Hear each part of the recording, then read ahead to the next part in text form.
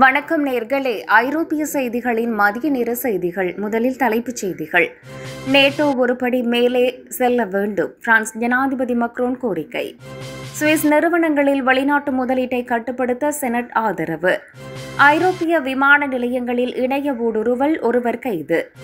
அமெரிக்காவும் ஐரோப்பிய நாடுகளும் ரஷ்யாவுடன் வர்த்தகம் செய்கின்றன, ட்ரம்புக்கு சீனா பதிலடி. கிரீன்லாந்து மக்களிடம் மன்னிப்பு கேட்கும் டென்மார்க் பிரதமர். புட்டினை தடுக்காவிட்டால் ஐரோப்பிய நாடுகளுக்கும் போர் விரிவடையும் என எச்சரிக்கை. இந்தியர்களுக்கு சிவப்பு கம்பள வரவேற்பு, வாய்ப்புகளை வாரி வழங்கும் ஜெர்மனி. போர் பதற்றம் தீவிரம், எந்த போர் விமானம் என்றாலும் சுட்டு வீழ்த்த போலந்து அதிரடி உத்தரவு. இனி விரிவான செய்திகள். நேட்டோ ஒருபடி மேலே ஒருபடி செல்ல வேண்டும், பிரான்ஸ் ஜனாதிபதி மக்ரோன் கோரிக்கை. ரஷ்ய விமானங்களை தனியே சுட்டு வீழ்த்தாமல் நேட்டோ ஒருபடி மேலே செல்ல வேண்டும் என ஜனாதிபதி இமானுவேல் மக்ரோன் கருத்து தெரிவித்துள்ளார். ரஷ்யா தனது ட்ரோன்களை எல்லை மீறி நேட்டோ நாடுகளின் எல்லைகள் மீது பறக்க விடுகிறது. குறிப்பாக கிழக்கு ஐரோப்பிய வான்வெளிகளில் ரஷ்யாவின் ட்ரோன்கள் பறந்த நிலையில் அவை சுட்டு வீழ்த்தப்பட்டன. அதாவது, உங்களை யாரேனும் தூண்டிவிட்டால் நீங்கள் மிகவும் கடுமையாக எதிர்வினையாற்ற வேண்டும் என ஜனாதிபதி மக்ரோன் நியூயார்க்கில் வைத்து தெரிவித்தார். நியூயார்க்கில் வைத்து அமெரிக்க அதிபர் டிரம்பிடம் ஊடகவியலாளர்கள் ஜனாதிபதி நேட்டோ நாடுகள் தங்கள் வான்வெளியில் நுழையும் ரஷ்ய விமானங்களை சுட்டு வீழ்த்த வேண்டும் என நினைக்கிறீர்களா என கேள்வி எழுப்பினர். அதற்கு ஆம், நான் செய்வேன் என ட்ரம்ப் பதிலளித்தார். இந்த பதிலுக்கு எதிர்வினையாற்றும் நோக்கில் ஒருபடி மேலே செல்ல வேண்டும் என மக்ரோன் பதில் அளித்திருந்தமை குறிப்பிடத்தக்கது. சுவிஸ் நிறுவனங்களில் வெளிநாட்டு முதலீட்டை கட்டுப்படுத்த செனட் ஆதரவு. சுவிஸ் நிறுவனங்களில் வெளிநாட்டு முதலீட்டை கட்டுப்படுத்தும் திட்டங்களுக்கு சுவிட்சர்லாந்தின் செனட் சபை ஆதரவு அளித்துள்ளது. பிரதிநிதிகள் சபைக்கு பின்னர் இன்று செனட் குழுவில் 27 வாக்குகள் ஆதரவாக கிடைத்தன, 11 வாக்குகள் எதிராக வழங்கப்பட்டன. இந்த திட்டம் முக்கியமான துறையில் செயல்படும் சுவிஸ் நிறுவனங்களை வெளிநாட்டு அரசு முதலீட்டாளர்கள் வாங்குவதை மறுபரிசீலனை செய்வதை நோக்கமாக கொண்டுள்ளது. இராணுவ உபகரணங்கள், மின்சார உற்பத்தி மற்றும் மருத்துவமனைகள் என்பன இவற்றில் அடங்கும். EU மற்றும் OECD நாடுகளில் 80% ஏற்கனவே அத்தகைய அமைப்பை கொண்டுள்ளன. ஐரோப்பிய விமான நிலையங்களில் இணைய ஊடுருவல், ஒருவர் கைது. ஐரோப்பாவின் முக்கிய விமான நிலையங்களில் பயணிகள் உள்நுழைவு அமைப்புகளை குறிவைத்து நடத்தப்பட்ட இணையவழி தாக்குதல் தொடர்பாக ஒருவர் பிரித்தானியாவில் கைது செய்யப்பட்டுள்ளார். இதுகுறித்து பிரித்தானியாவின் தேசிய குற்ற தடுப்பு முகமை வெளியிட்ட அறிக்கையில், ஐரோப்பிய விமான நிலைய இணையவழி தாக்குதல் தொடர்பாக வெஸ்ட் சசெக்ஸ் மாவட்டத்தில் சுமார் 40 வயது நபர் கைது செய்யப்பட்டார். இந்த சம்பவம் மிகப்பெரிய சதியின் ஒரு பகுதியா என்பது குறித்து விசாரணை நடைபெற்று வருகிறது என தெரிவிக்கப்பட்டுள்ளது. பெல்ஜியம் தலைநகர் பிரசல்ஸ், பிரிட்டனின் லண்டன், ஜெர்மனி தலைநகர் பெர்லின் உள்ளிட்ட ஐரோப்பிய நகரங்களின் சர்வதேச விமான நிலையங்களில் வெள்ளிக்கிழமை இரவு இணையவழி ஊடுருவல் தாக்குதல் நடத்தப்பட்டது. இதில் மின்னணு முறையிலான பயணிகள் உள்நுழைவு, செக்-இன் மற்றும் போர்டிங் நடைமுறைகள் பாதிக்கப்பட்டன. இதனால் விமான போக்குவரத்து மிகவும் தாமதமாகி பயணிகள் கடுமையாக பாதிக்கப்பட்டனர். அமெரிக்காவும் ஐரோப்பிய நாடுகளும் ரஷ்யாவுடன் வர்த்தகம் செய்கின்றன, ட்ரம்புக்கு சீனா பதிலடி.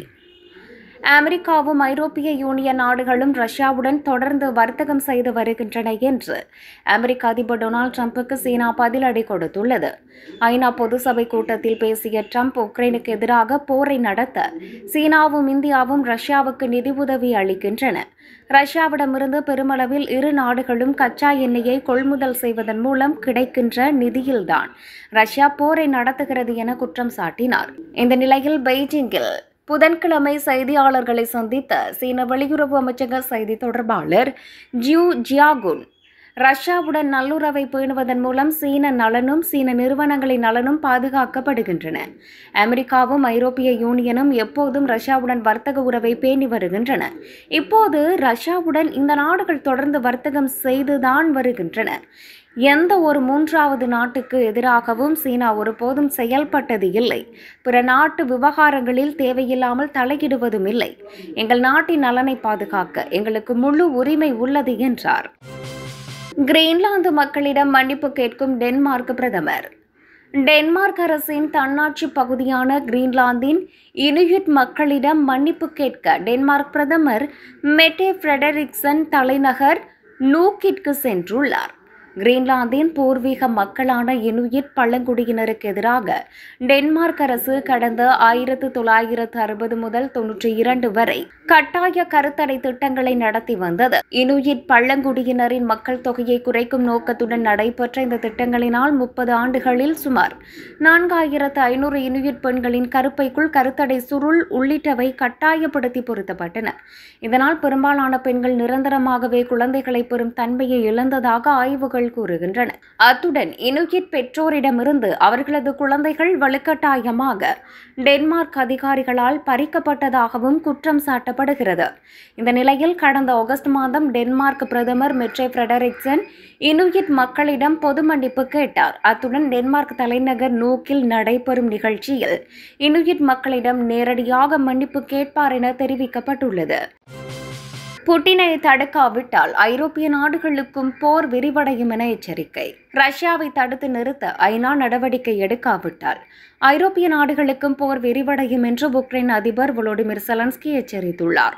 நியூயார்க்கில் நடைபெறும் ஐநா பொதுசபை கூட்டத்தில் உரையாற்றிய அவர், உலக வரலாற்றில் இதுவரை இல்லாத வகையிலான மிகவும் அழிவை உண்டாக்கக்கூடிய ஆயுதங்களுக்கான போட்டி உள்ளது. ரஷ்யாவை இப்போதே தடுத்து நிறுத்த ஐநா கட்டாயம் நடவடிக்கை எடுத்தாக வேண்டும்.